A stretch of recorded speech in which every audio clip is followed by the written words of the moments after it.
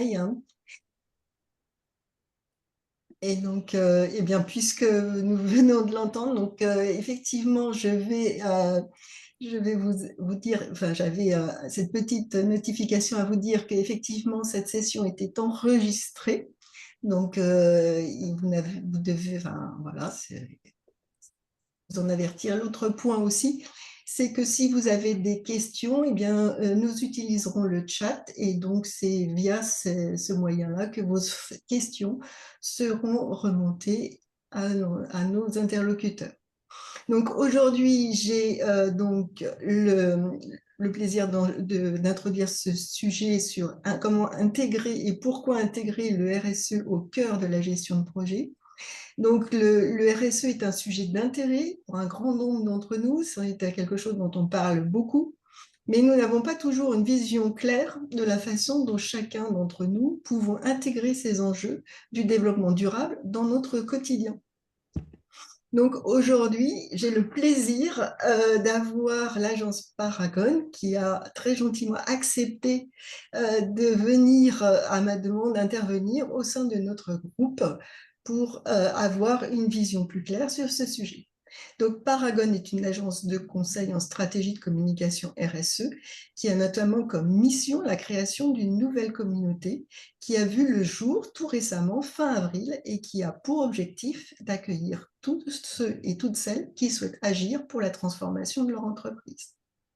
Donc c'est un programme ambitieux dans lequel certaines d'entre vous et certains d'entre vous auront peut-être envie de s'impliquer. Donc, je vais tout de suite laisser la parole à Amélie et Joachim donc, sur ce sujet ambitieux qu'est la RSE. Merci Claire. Bonjour à toutes. J'ai compris que la Ouais. communauté d'aujourd'hui était essentiellement féminine. Donc pour une fois, je ne dis pas toutes et tous. Je suis ravie d'être parmi vous aujourd'hui. Vous êtes une communauté de chefs de projet et pour moi, c'est une communauté qui est particulièrement importante au sein des entreprises puisque c'est la communauté qui est en général à l'œuvre dès lors que l'on se parle de transformation de l'entreprise. Donc, c'est absolument essentiel. Donc, je suis vraiment ravie d'être là aujourd'hui. Donc, en effet, on va se parler de comment intégrer la RSE au cœur de la gestion de projet et pourquoi on doit faire ça. Une petite introduction rapide pour vous présenter notre agence Parangone. Donc, Parangone conseille les entreprises et accompagne leur transformation par la responsabilité sociétale pour les guider vers des modèles d'affaires à impact environnemental et social positif. Ça, c'est notre mission. Nous sommes entreprise à mission depuis 2021. L'agence a 15 ans cette année. Et en tant qu'entreprise à mission, nous sommes audités tous les 2 ans par un organisme tiers indépendant qui vérifie qu'on est bien dans la bonne réalisation de notre mission. Pour pouvoir prouver que l'on réalise bien cette mission, on a développé un indice de transformation. Et cet indice de transformation, c'est 20 critères qui nous permettent d'évaluer où en est l'entreprise quand on démarre une collaboration, où en est l'entreprise à des étapes clés de notre collaboration pour pouvoir faire la démonstration qu'on a progressé. Et il se trouve que ces 20 perles de la transformation, nos clients s'en sont beaucoup emparés parce que finalement, ça constitue aussi un outil assez pédagogique pour comprendre de quoi on se parle quand on se parle de transformer une entreprise. Voilà, donc c'est aussi notre mission, hein, c'est d'apporter de la pédagogie et simplifier ces sujets-là qui sont éminemment complexes. Pour arriver à faire ça, on a mis en place une méthode à 3 effets. C'est pas un hasard si on se parle de 3 effets et pas de 3 étapes, parce que quand on se parle de transformer une organisation, on a besoin de donner envie aux hommes et aux femmes de l'entreprise. C'est beaucoup une affaire d'état d'esprit.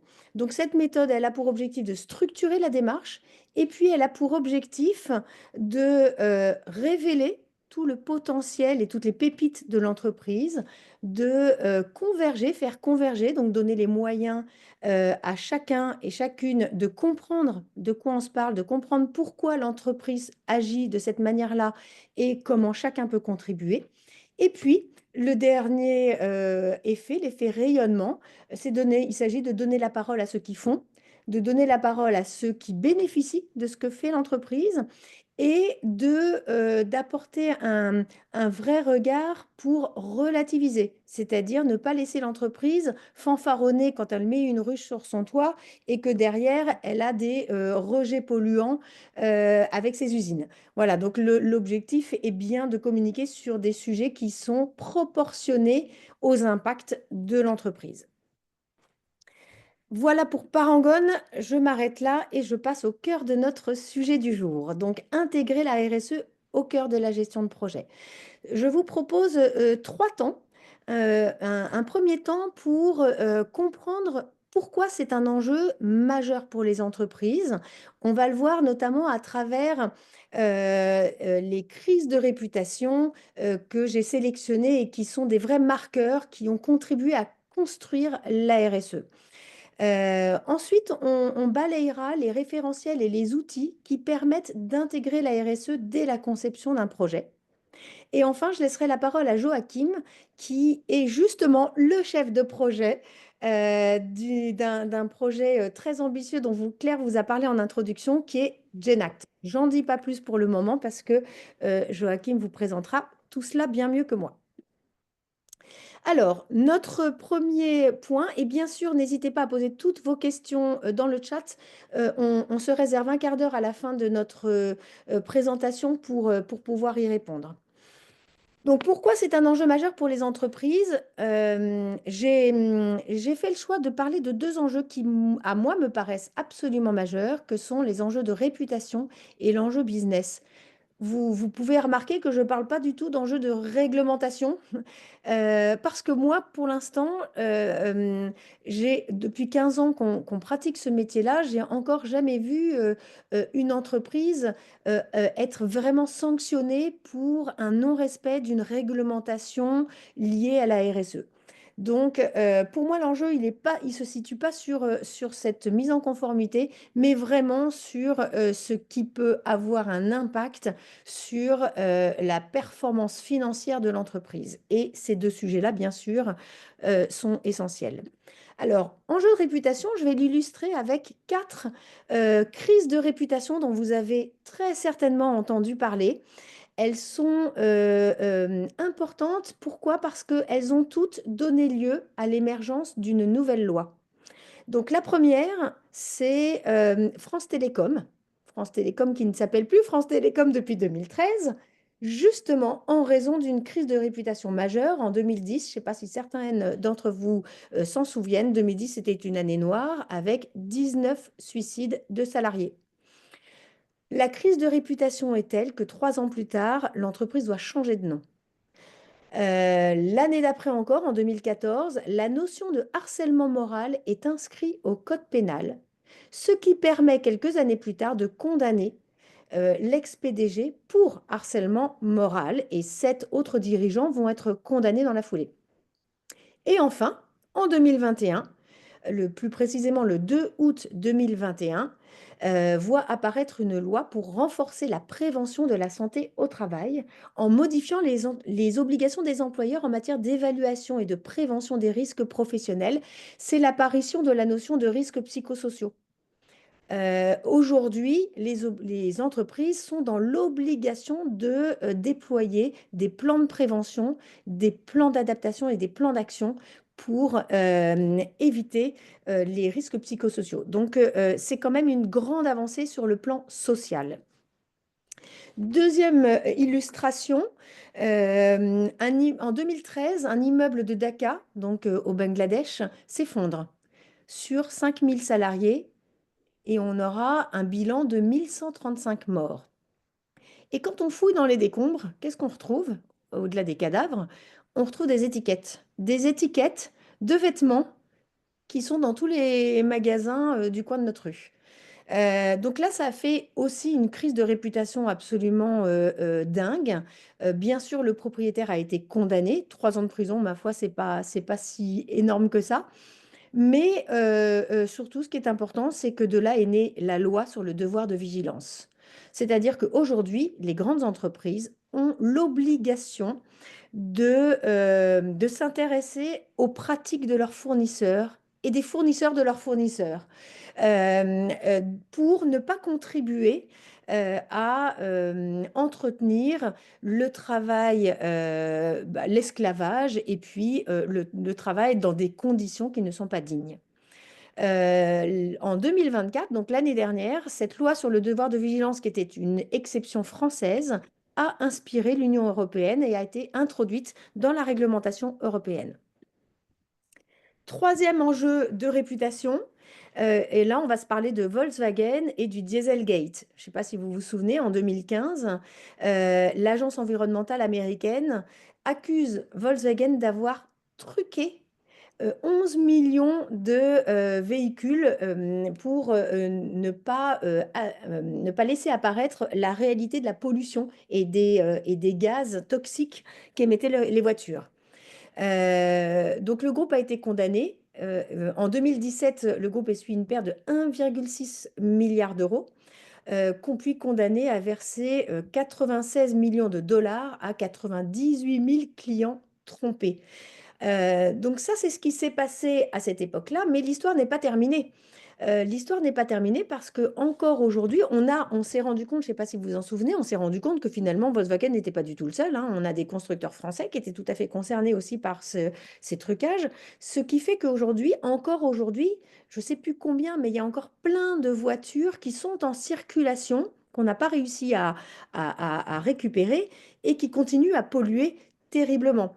J'ai noté un chiffre qui est quand même assez marquant, hein. Il y a une étude, il se trouve qu'il y a une étude qui est sortie tout récemment sur ce sujet-là et qui fait la démonstration de 16 000 morts rien qu'en France depuis 2009 liées aux émissions de gaz toxiques provoquées par ces voitures. Donc c'est quand même énorme, on se parle de 16 000 morts. Il y a encore aujourd'hui des voitures qui sont en circulation et on estime à 8 000 morts supplémentaires d'ici 2040 si on n'arrive pas à retirer de la circulation les véhicules qui sont toujours en train de polluer au-delà des normes autorisées. Donc on se parle aussi concrètement d'une prévision de 45 milliards d'euros de pertes économiques parce que moi je vous ai parlé des morts, mais je ne vous ai pas parlé de toutes les personnes qui ont contracté des maladies chroniques. Donc forcément, ça fait des arrêts de travail et ça a un coût pour la société qui est absolument phénoménal. Donc j'ai mis un point d'interrogation sur les conséquences, hein, pour les constructeurs automobiles.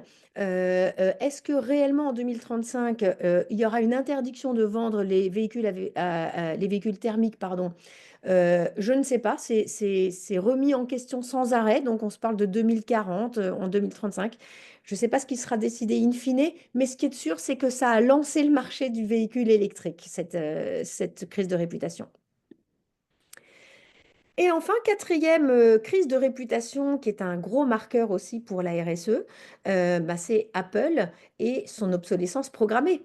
Il y a eu des signalements dans les médias du fait que Apple avait bridé volontairement la performance de certains iPhones.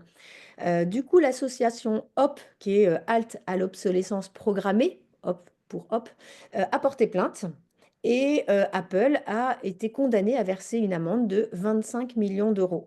Depuis est née la loi contre le gaspillage économique, pardon, la loi contre le gaspillage et économie circulaire, la loi AGEC, qui aujourd'hui interdit l'élimination des invendus non alimentaires tels que vêtements, chaussures et bien sûr tout ce qui est produit d'électroménager. Voilà pour l'enjeu de réputation avec ces 4 illustrations. Je passe maintenant à l'enjeu business. De gros volets, hein, pour cet enjeu business. Le premier, peut-être que dans vos entreprises, vous devez répondre à des appels d'offres pour gagner des nouveaux marchés. Eh bien, aujourd'hui, on estime le poids des critères RSE dans les appels d'offres atteint sur certaines catégories, certains marchés, 20% de la note finale.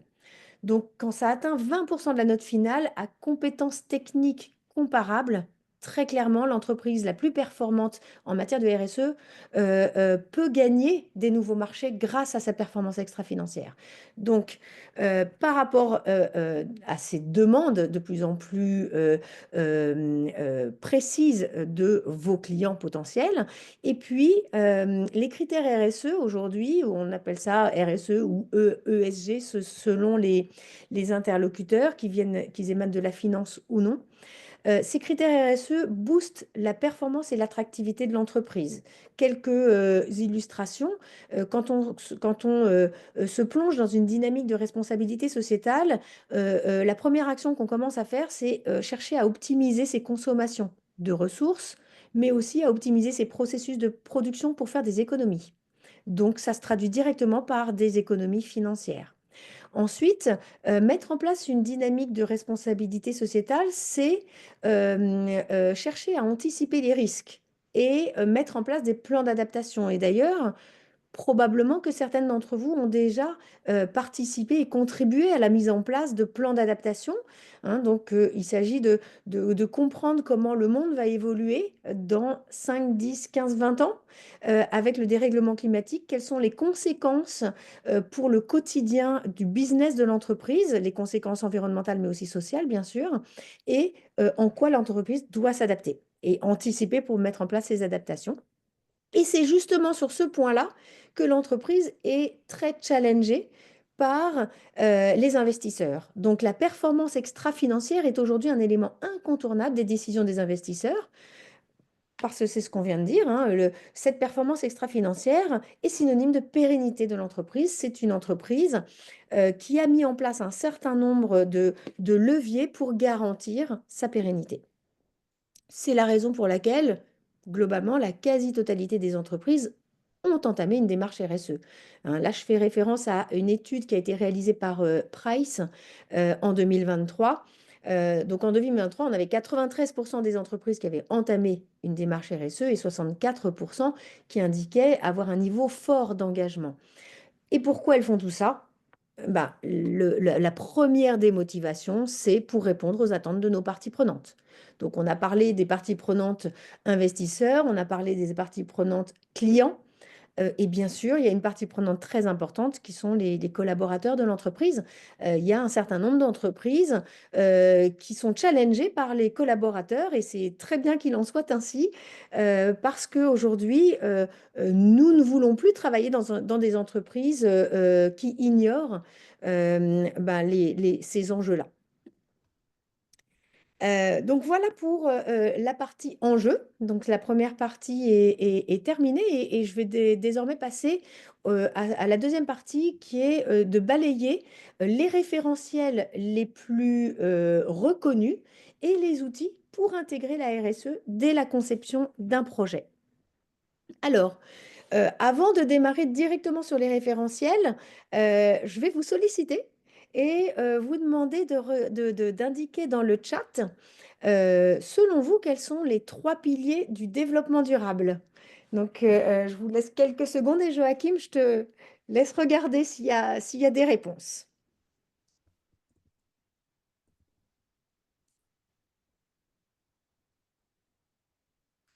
Eh bien, pas de réponse pour le moment. N'hésitez pas à les indiquer. Donc, Anan propose le réemploi. On a également les 3 P, People, Planète et Profit. D'accord. Alors, People, Planète et Profit, on va dire qu'on s'en rapproche. Je vais dévoiler les trois piliers du développement durable. Euh, Utilité aussi. Pardon? Utilité également par Frédéric. D'accord. OK. Merci en tout cas pour vos réponses. Le développement durable, c'est trois piliers. Trois piliers pour économie, environnement et social. Le développement durable, on se parle bien d'un développement, on se parle donc bien d'une économie qui nous fournit à tous et à toutes des emplois. Donc, on a absolument besoin d'une économie, mais pas n'importe laquelle, d'une économie acceptable. Qu'est-ce qu'on entend par là? On entend par là une économie qui est viable pour notre environnement, c'est-à-dire une économie qui cesse de considérer que nos ressources sont illimitées et qu'on peut se servir gratuitement sans chercher à restaurer. Et puis une économie équitable socialement, c'est-à-dire une économie qui ne laisse pas sur le côté de bord de la route les plus démunis. Donc une économie qui profite à tous. C'est ça le développement durable. C'est un développement qui se soucie de son environnement naturel et social. Deuxième petite question, qu'est-ce que la RSE? Alors on en a un tout petit peu parlé en introduction, mais n'hésitez pas à me dire plus précisément si vous avez à l'esprit ce qu'est la RSE. Alors, Anan, encore, responsabilité sociétale et environnementale. Pareil Presque, pour Salex, responsabilité sociétale et environnementale. presque, on y est presque. Tu nous dis ESG. ESG, alors ESG c'est environnement, social et gouvernance. Les notions sont assez proches, hein, donc vous n'êtes pas loin du tout. La Nous RSE, avons responsabilité sociétale des entreprises à l'instant qui vient d'être écrit. ah, formidable, merci. Oui, la RSE, c'est la responsabilité sociétale des entreprises. Et le terme sociétal, qui est un terme au départ anglo-saxon, donc qui était assez difficile à traduire en français, d'où les confusions nombreuses et tout à fait compréhensibles. Le terme sociétal englobe la dimension environnementale et sociale. Donc, la RSE, c'est la responsabilité sociétale des entreprises, c'est la prise en compte par l'entreprise des enjeux sociaux et environnementaux, des enjeux de développement durable en fait, hein. Le développement durable, c'est un terme vraiment très générique et la RSE, c'est le terme qui a été adopté par l'entreprise pour apporter sa contribution et sa prise en considération. Euh, Hop, voilà. Et le référentiel le plus reconnu aujourd'hui pour la RSE, c'est l'ISO 26000. Donc, c'est un référentiel international, un référentiel qui est intéressant à parcourir parce qu'il permet de comprendre à quel point la RSE englobe toute l'activité de l'entreprise. Là, vous voyez apparaître les 7 questions centrales de l'ISO 26000 et vous voyez que l'environnement n'est qu'une seule de ces questions centrales. On va se parler d'environnement, bien sûr, mais on va aussi se parler de loyauté des pratiques, de questions relatives aux consommateurs. Donc, dedans, on va y mettre euh, tout ce qui est publicité mensongère, toute la transparence que l'entreprise a dans sa communication avec ses consommateurs. On va se parler de communauté et développement local. L'entreprise a un rôle fondamental à jouer dans son écosystème local et sur les territoires en faisant travailler des associations, des écoles et des plus petites entreprises sur le territoire. On va se parler de droits de l'homme. Droits de l'homme, là je reviens à ma crise de réputation sur le secteur du textile et ce fameux devoir de vigilance. Et puis, on va se parler de relations et de conditions de travail, donc toutes les obligations de l'entreprise pour assurer à ses salariés un cadre de travail serein, positif, dans lequel chacun va pouvoir contribuer et s'épanouir. Donc voilà les 7 questions centrales de l'ISO 26000. Et puis, le deuxième référentiel incontournable aussi, et vous avez très certainement entendu parler de ce référentiel, on se parle des ODD, donc des objectifs de développement durable. Il y en a 17. C'est un référentiel qui a été adopté aux Nations Unies par 193 pays en 2015. Donc là, l'objectif de ce référentiel, c'était justement d'aider les entreprises, de donner un cadre aux entreprises pour contribuer à l'atteinte de ces ODD. Alors là, on est en 2025, donc ce sont les 10 ans des ODD, donc c'est une vraie date anniversaire. Nous, en tant qu'entreprise à mission, on a entrepris cette année de travailler avec tous nos clients pour regarder où elles en sont dans l'atteinte des ODD. Parce qu'aujourd'hui, très nombreuses sont les entreprises qui ont signé le Global Compact. Donc le Global Compact, c'est la possibilité pour les entreprises d'affirmer son souhait de contribuer à l'atteinte des ODD. Donc globalement, ça fait bien pour une entreprise de dire je suis signataire. Mais il n'y a pas tant d'obligations que ça liées au fait d'être signataire. Donc les entreprises sont nombreuses à dire ah, moi je contribue à tel et tel et tel ODD. Et donc, nous, cette année, on s'est dit, bah tiens, on va aller regarder concrètement où en sont les entreprises. Est-ce qu'elles ont vraiment fixé un objectif à 2030 et où en sont-elles dans leur trajectoire? Voilà, donc ça, c'est un référentiel international donc, et un référentiel très reconnu et très étayé pour aider les entreprises à progresser. Et enfin, le dernier né, on va dire, c'est la CSRD. Peut-être que certaines d'entre vous en ont entendu parler. La CSRD est arrivée il y a un peu plus d'un an, mais elle est très chahutée en ce moment. Donc, je ne sais pas ce que va devenir la CSRD, puisqu'il y a beaucoup de discussions au Parlement européen en ce moment pour remettre en question tout ou partie de cette norme européenne. Cette CSRD, elle prend sa source dans les accords de Paris en 2015 et justement avec l'élaboration de ces objectifs de développement durable.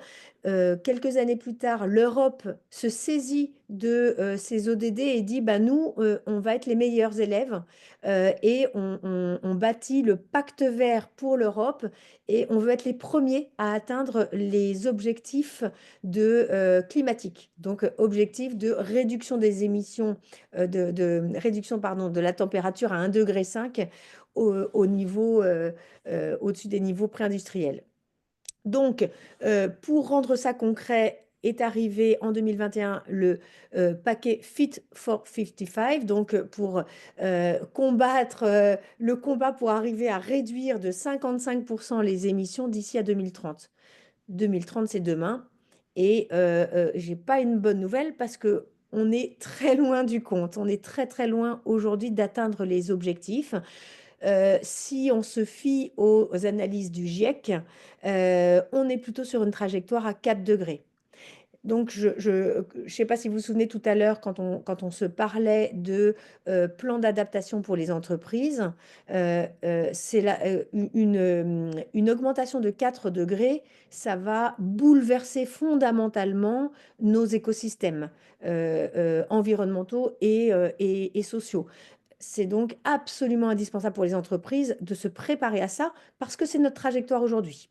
Donc, pour atteindre cet objectif et pour mobiliser les entreprises à contribuer à l'atteinte de cet objectif, est née la CSRD. Donc, c'est une réglementation, une obligation de reporting. Et l'objectif de cette CSRD, c'était tout simplement de donner un cadre uniforme pour tous, pour toutes les entreprises à l'échelle européenne. C'était une demande qui avait été formulée au départ par les acteurs du secteur de la finance pour pouvoir comparer la performance extra-financière d'une entreprise par rapport à une autre dans un secteur d'activité donné. Donc, il y a une vraie nécessité à faire en sorte que les entreprises fassent des reportings tout à fait homogènes pour que ce soit comparable et puis qu'on puisse voir qui a vraiment mis en œuvre des politiques et qui met en œuvre uniquement des discours. Voilà, donc j'en dis pas plus sur cette norme parce que elle est en ce moment remise en question et d'ici fin 2025, on saura réellement à quoi s'en tenir. Mais probablement que certaines d'entre vous ont été déjà sollicitées par rapport à la norme puisque le reporting devient beaucoup plus conséquent et touche tous les métiers de l'entreprise. Donc là, je vous ai parlé des référentiels qui ont permis aux entreprises de passer du stade 1, business as usual, au stade 2, devenir une entreprise responsable. De plus en plus, on comprend que devenir une entreprise responsable, c'est bien, mais ça ne va pas être suffisant. Donc, on a de plus en plus de modèles d'entreprises qui se développent, des entreprises qui veulent devenir des contributeurs. Donc, je ne sais pas si certaines d'entre vous ont entendu parler, par exemple, de la Convention des entreprises pour le climat, du modèle d'entreprise, entreprise à mission. Il y a un certain nombre de modèles d'entreprise qui se développent et d'entreprises qui ont envie, qui ont aussi tout à fait identifié qu'il y avait des sources de business et d'opportunités à aller saisir. Et c'est très bien qu'il en soit ainsi en développant des nouveaux produits, des nouveaux services qui allaient permettre de résoudre les enjeux auxquels nous sommes confrontés. Donc là, on progresse vers des modèles de plus en plus contributifs. Et puis le Graal, mais aujourd'hui ça représente très peu d'entreprises, hein, parce que c'est très difficile bien sûr, c'est d'atteindre le niveau d'entreprises régénératives, c'est-à-dire des entreprises qui ont un impact net positif sur notre environnement social ou naturel. Voilà, donc là, on va se parler d'autres référentiels qui permettent d'aller plus loin que la simple RSE. Ces modèles, ils existent depuis longtemps. On en entend parler parce que on entend chaque année la date du dépassement. Je ne sais pas si ça vous parle, hein, la date du dépassement pour 2025, je ne l'ai plus trop en tête, mais en général, c'est pendant l'été. Donc, en gros, à mi-année, ça y est, on a déjà consommé tout ce que la nature est capable de régénérer de façon autonome. Donc ça, on le sait, et ça a été modélisé, hein, ça a été modélisé en 2009 par les chercheurs pardon, du Stockholm Resilience Center. Et ces limites planétaires, aujourd'hui, les entreprises commencent à s'emparer de ce modèle-là en se disant, OK, dans quelle mesure, moi, pour produire ce que je vends, je vais ponctionner, je vais avoir besoin d'extraire de la matière première et dans quelle mesure je vais pouvoir réduire ce besoin par une dynamique d'économie circulaire et dans quelle mesure je vais pouvoir contribuer à la restauration des écosystèmes.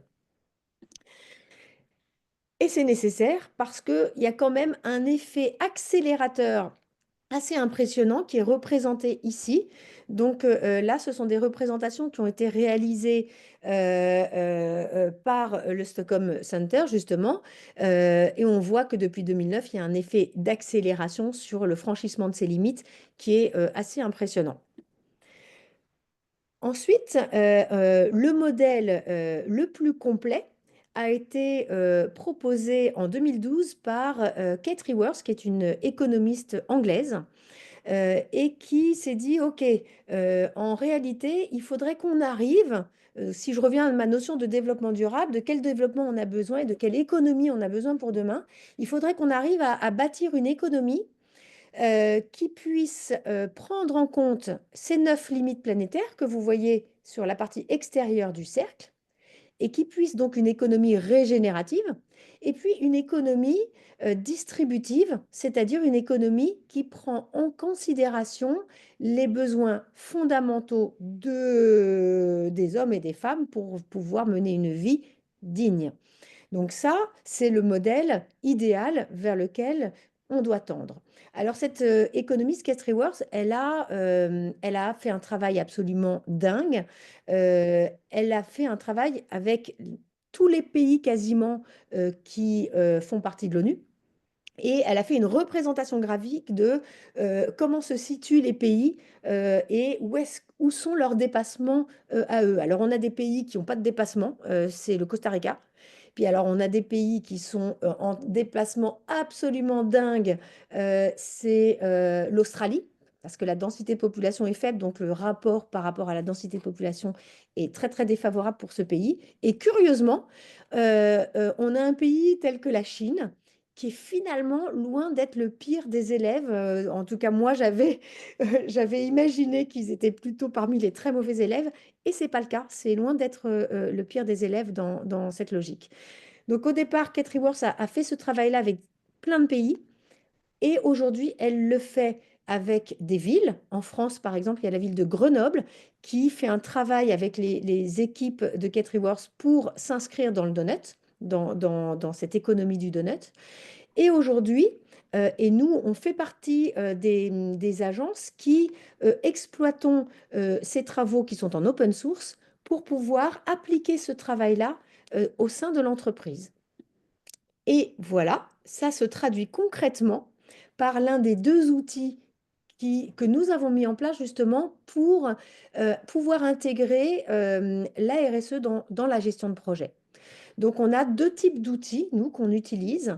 Le premier outil, c'est l'atelier DEAL. Donc là, je repasse sur la slide précédente, hein. DEAL, vous voyez ici en bas à droite pour Donut Economics Action Lab. Donc ça, c'est l'équipe de travail de K3Works.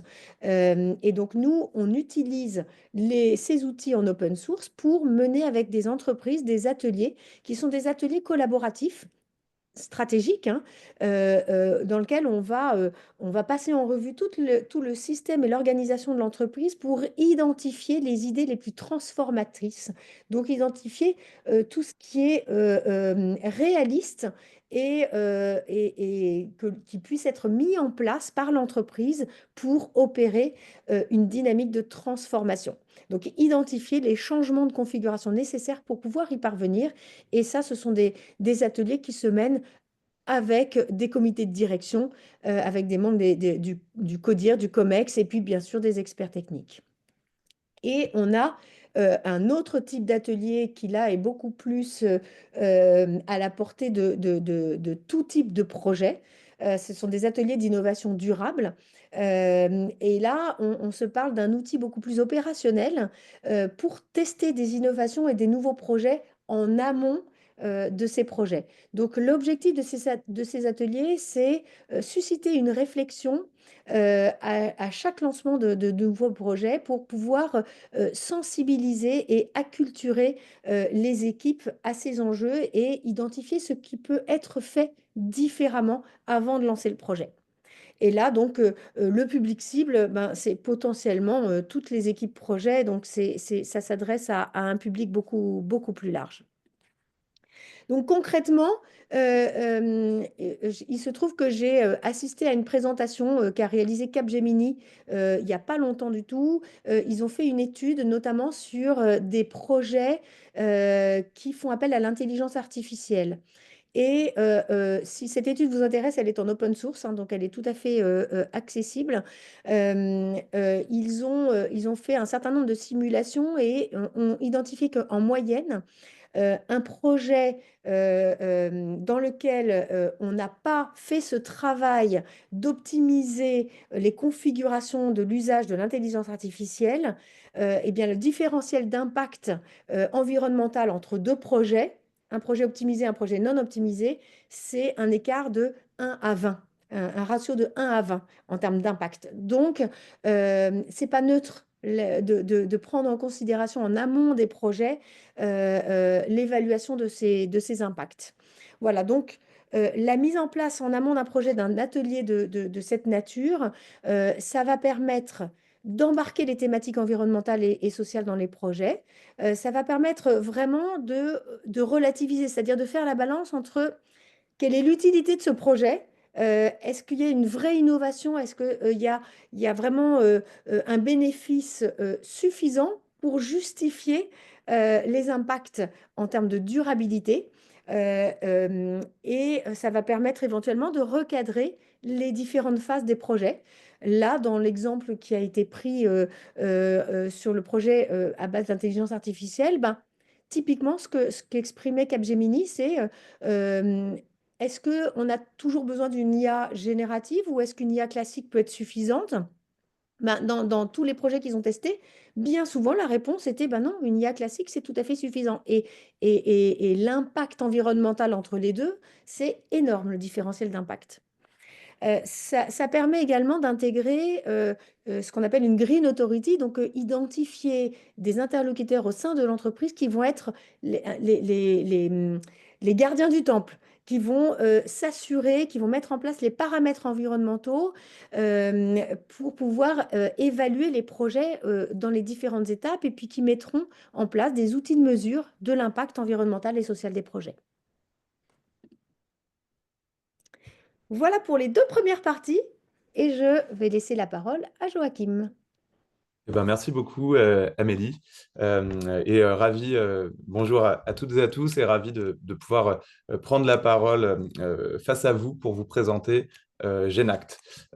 Alors, Genact, qu'est-ce que c'est? C'est un mouvement citoyen qui vise justement à fédérer toutes celles et ceux qui se sentent concernés par cette transformation responsable des modèles d'affaires, donc des entreprises, des territoires. Qu'on a évoqué avec Amélie précédemment, et qui ont envie d'agir. Alors, d'où est né ce projet? C'est né d'une discussion entre Fabienne Arata, qui est la directrice de LinkedIn France, et Fabrice Bonifay, qui est le président du directeur des développements durables, qui est une association qui vise à rassembler les directeurs du développement durable des grandes entreprises pour s'inspirer et réussir à se co-challenger pour avoir de meilleures pratiques.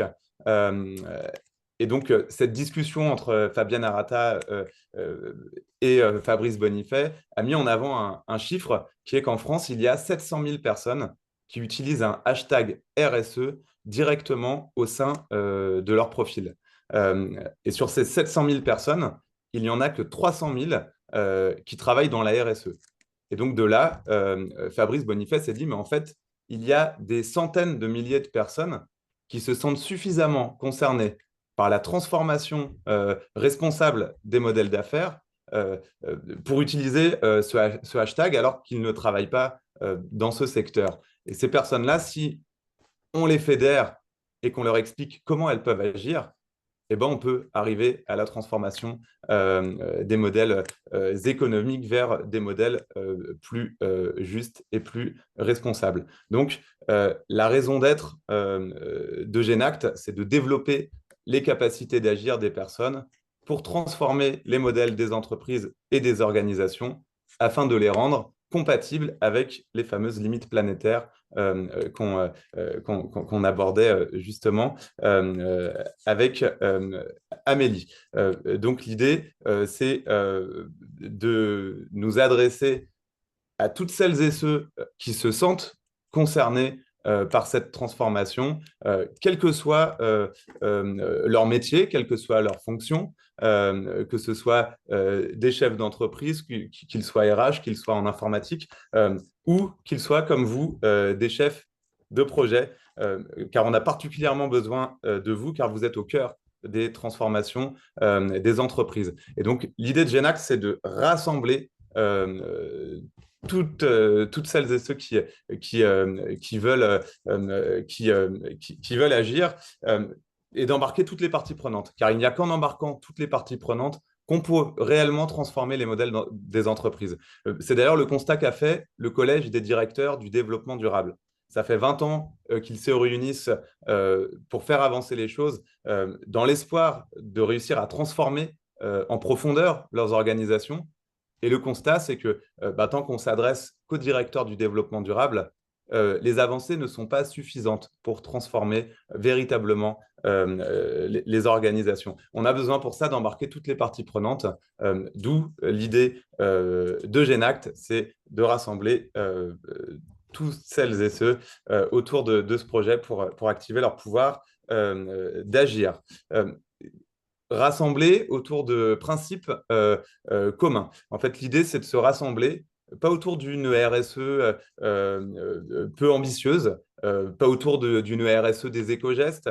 L'idée, c'est de se rassembler autour d'une RSE 2.0, de viser le stade supérieur de la transformation qu'on abordait tout à l'heure, qui est celui de la régénération.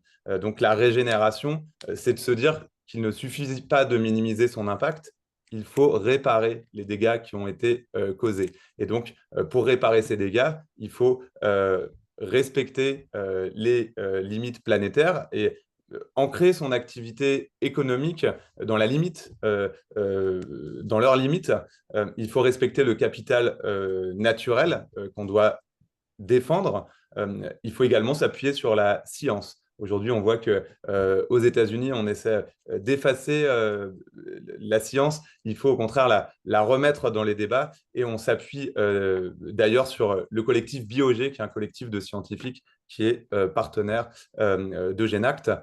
Et on s'appuie aussi sur la créativité et la collaboration à tous les niveaux, entre entreprises, entre organisations, entre collaborateurs, entre métiers et plus globalement entre tous ceux qui souhaitent défendre ces principes. Encore une fois, il faut embarquer toutes les parties prenantes. Alors, Genact, concrètement, qu'est-ce que c'est? C'est à la fois une plateforme de contenu, une très vaste bibliothèque qui va permettre d'avoir des outils, des méthodes sous tout type de format. On va retrouver des vidéos, des bandes dessinées, des mocks, et qui vont nous permettre de monter en compétences sur les sujets d'économie régénérative, mais aussi sur les sujets de transition des métiers et de transformation des modèles d'affaires. Genact, c'est aussi une communauté qui réunit les membres de Genact, qui sont donc les Genactrices et les Genacteurs autour de convictions et d'ambitions partagées. Genact, c'est une dynamique également locale qui s'ancre dans les territoires avec des Genactland, on aura l'occasion de revenir dessus, qui se maillent un petit peu partout sur le territoire. Et puis Genact, c'est aussi le mode d'emploi sur du passage à l'action pour que chacun puisse agir au niveau de sa sphère d'influence et pour qu'on puisse tous ensemble entrer dans cette dynamique de transformation ambitieuse de nos modèles économiques. Donc, Genact, c'est aussi une réflexion en intelligence collective grâce à des groupes de travail.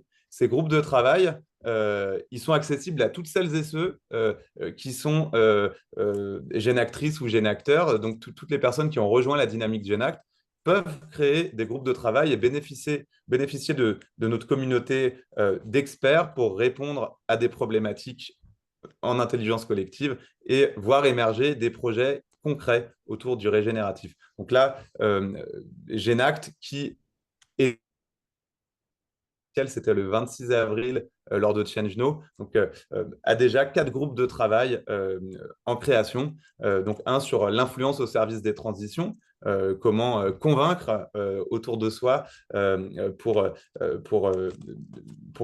embarquer d'autres personnes dans sa sphère d'influence. Un sur créer une chaîne transition-action pour savoir comment œuvrer pour des actions régénératives. Un groupe de travail pour imaginer des ateliers pour animer les dynamiques territoriales et un autre groupe de travail pour imaginer des outils pour une entreprise justement régénérative, des outils concrets.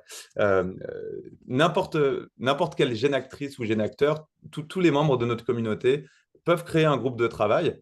Un groupe de travail parce qu'il y a une problématique qui nous concerne, une problématique liée à notre organisation. On peut se dire, bah, dans mon organisation, je ne vois pas comment on pourrait passer le cap au niveau de tel sujet de transition ou comment, dans mon secteur, on pourrait aller vers la régénération. Et ben, quand on est membre de Genact, on peut tout à fait créer ce groupe de travail et recruter d'autres Genactrices, d'autres Genacteurs, des membres experts de notre communauté pour justement réfléchir et trouver des solutions pour passer à l'action.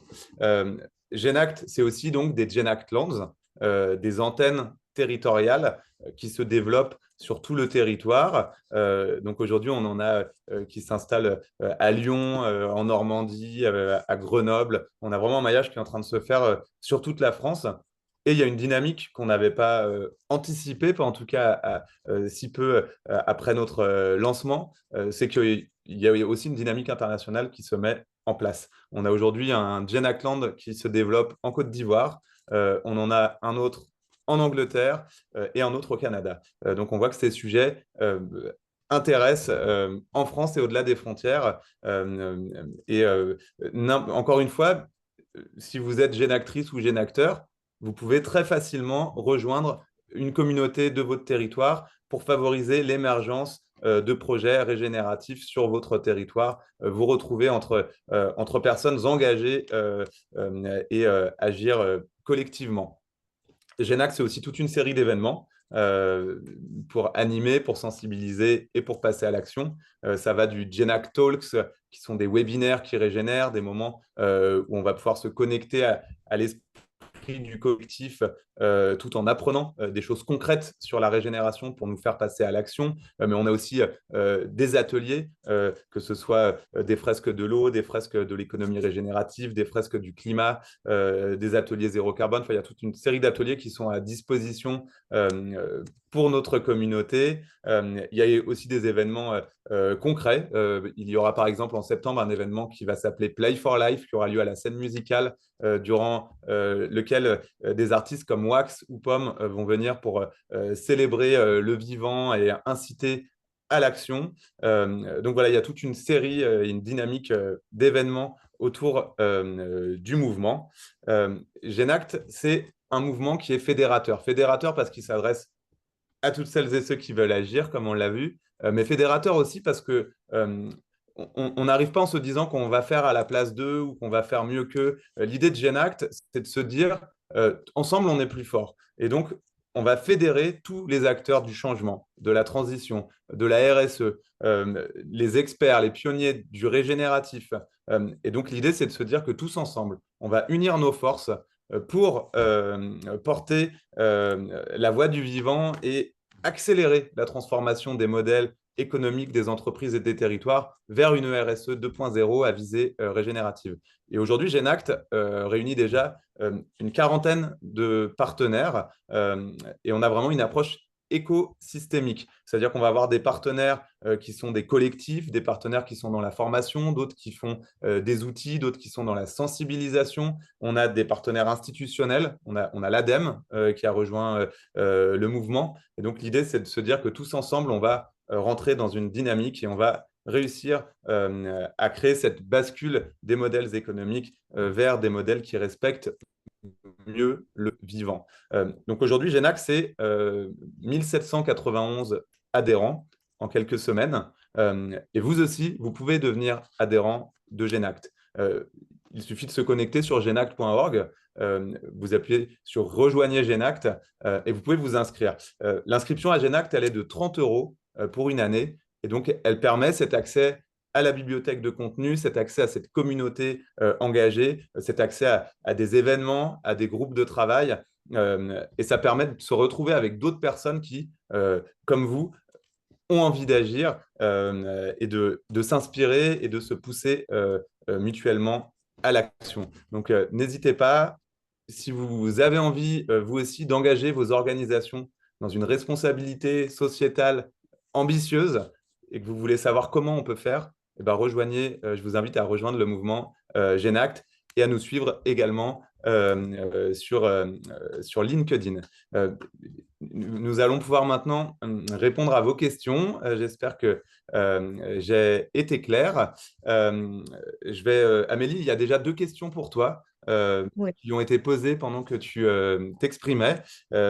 Aurélie demandait quelles sont les entreprises qui s'engagent à la CSRD. Est-ce qu'aujourd'hui, ce sont des entreprises volontaires? La CSRD, effectivement, a donné un cadre assez précis sur les entreprises qui étaient soumises. Donc, il y a des entreprises qui ont mis en place la démarche CSRD de façon volontaire, mais ce n'est pas la majorité. La grande majorité des entreprises qui se sont lancées dans cette démarche l'ont été parce que c'était une obligation. Je dis c'était parce que il y a encore quelques mois, c'était une obligation pour toutes les entreprises de plus de 250 salariés. Mais il y a en ce moment une loi omnibus qui est en train de progresser et qui envisage de ne rendre obligatoire cette démarche que pour les entreprises de plus de 1000 salariés. Donc pour l'instant, on est dans l'expectative. Mais en tout cas, aujourd'hui, il y a plusieurs vagues d'entreprises. Il y a les entreprises de la vague 1 qui elles-mêmes avaient déjà une obligation de reporting avant l'arrivée de la CSRD, qui sont les très grandes entreprises. Elles ont déjà mis en place des rapports de durabilité, hein, c'est comme ça qu'on appelle ces rapports de reporting extra-financier. Et les entreprises de vague 2 et 3, donc qui arrivaient après, parce qu'elles étaient sur des effectifs un petit peu plus petits, bah, elles ont commencé à initier la démarche et puis là, elles ont tout mis en stand-by parce qu'elles attendent de savoir ce qu'elles doivent faire. Voilà, donc, mais en effet, malgré tout, finalement, les entreprises qui se sont saisies de ces sujets indépendamment de toute notion de réglementation, elles se sont dit, bon, bah, allez hop, moi j'y vais, comme ça va m'aider à progresser, et peu importe ce qui se passera au niveau de la réglementation. Il y avait une deuxième question pour toi, Amélie. Comment se situent les États-Unis dans le donut? Ah oui, les États-Unis, ils font partie des mauvais élèves. C'est pas le pire. Moi, je m'attendais à ce qu'il soit le pire, mais non, c'est pas le pire. J'étais surprise de voir que l'Australie était bien pire, le Canada est pire, et je crois que les États-Unis doivent arriver en troisième position à peu près. Et la France, on est à peu près dans le milieu, c'est-à-dire on n'est pas les pires, mais on se situe dans le milieu. Bon, bah, assez logiquement, hein, plus le pays est riche et industrialisé, et plus il va générer de dépassement des limites planétaires. Et donc, on te demande également, par rapport à la Chine, les États-Unis sont comment? Ah, bien pire. Bien, bien pire. Non, non, j'ai été surprise de voir que la Chine, finalement, bah, ils sont plutôt dans le milieu. Mais n'hésitez pas, vous pouvez, il y a tout un mapping qui est assez intéressant où vous voyez les pays les uns par rapport aux autres. Kate Raworth a présenté ça il y a quelques mois à l'occasion des Universités de la Terre qui ont eu lieu à l'UNESCO. De mémoire, c'était en mars dernier. Et quand elle fait des keynotes comme ça, ces présentations sont en open source, donc vous pouvez sans problème aller consulter ça. Il Alors, y a par contre, d'autres questions? sur Genac, j'ai pas vu de questions, donc est-ce que tout est clair? Est-ce que vous avez des questions à poser à Joachim? Je vous note également mon adresse mail dans le chat. Si des questions vous viennent plus tard, n'hésitez pas à me contacter, je serai ravi d'y répondre. Alors, je vois, est-ce possible de partager le lien? De partager la présentation que nous avons déroulée ce soir? Oui, bien sûr. Elle vous sera remise de façon à ce que vous puissiez la télécharger si vous le souhaitez.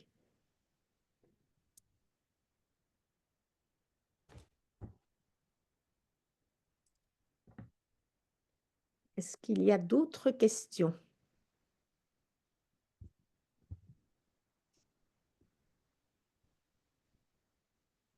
Non. Quid du Mapping. mapping? Quid du mapping? Alors, je ne suis pas sûre de bien comprendre la question. Là, vous parlez du mapping des pays les uns par rapport aux autres, c'est ça? Je veux bien que vous... Oui. Euh, alors, bah, comme je le disais, hein, c'est un mapping qui compare les pays les uns par rapport aux autres et qui fait état par un graphisme qui fait état du dépassement des limites planétaires d'un pays par rapport à l'autre. Donc, ça reprend le schéma que je vous avais montré tout à l'heure, hein, où vous voyez des espaces un peu plus rouges. Je vais essayer d'y revenir très rapidement. Voilà, c'est ça. Hein, c'est ça le schéma des limites planétaires, du dépassement des limites planétaires. Donc ça, le schéma que je vous montre là, c'est un schéma global pour le monde. Et c'est pour ça qu'on parle aujourd'hui d'un dépassement de 6 sur les 9 limites. Mais Kate Raworth a fait ce travail-là euh, pays par pays. Et donc, effectivement, il y a des pays où on a des faisceaux rouges qui vont très loin. Et à l'inverse, des pays comme le Costa Rica qui sont plutôt des très très bons élèves, et ce qui est plutôt une bonne nouvelle parce que ça veut dire que c'est possible. On peut y arriver. Et on a des villes en France qui travaillent pour arriver à se situer dans le donut, et telles que Grenoble notamment. J'ai en tête cette ville-là, mais je sais qu'il y en a d'autres en France et qui font un travail absolument incroyable.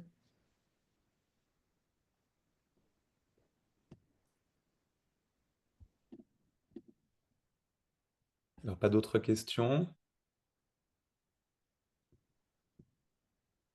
Bon, j'espère que ça veut dire qu'on a été clair.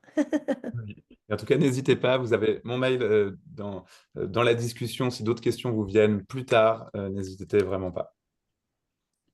Comme je voyais pas de, voilà, je vois des remerciements. Super, merci à Je vais vous. m'associer à ces remerciements. Vous avez effectivement été très clair. Donc, un grand merci pour votre présentation. Donc, vous avez dans le chat le PDU, si vous, enfin, il faudra remonter les remerciements pour retrouver le code PDU pour ceux qui ne l'avaient pas vu. Voilà, encore un grand merci pour cette présentation. Merci à tous pour vous être connectés.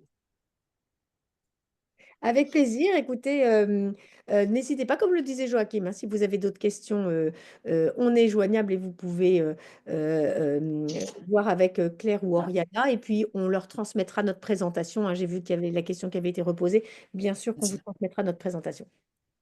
Oui. Merci à toutes et à tous pour votre écoute. Et puis, bah, merci de nous avoir invités à participer à ce webinaire. Voilà.